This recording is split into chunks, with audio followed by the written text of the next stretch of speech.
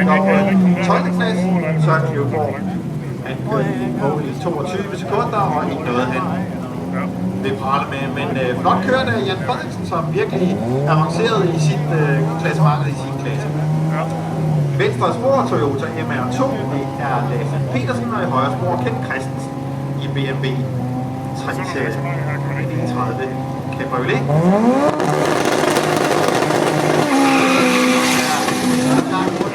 Her er der i øjeblikket en 12. plads, som er i sin klasse, som er og nemme til for bagstrækkere med trykladning, og her kommer han også planmæssigt første mål, og endnu en gang i tiden 12 rent.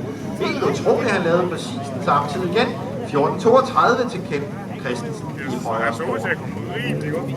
Ja, Thomas Hansen i højre spor i sin Lancia Integrale, veteran her ved DHB. Jeg har tidligere set ham iført den Lada 1200S. Venstre spor med nummer 13 er det Kenneth Jørgensen, som faktisk i øjeblikket er 8. hurtigst i sin klasse, nemlig klassen for Street Eagle Cars i sin. Og her kommer han.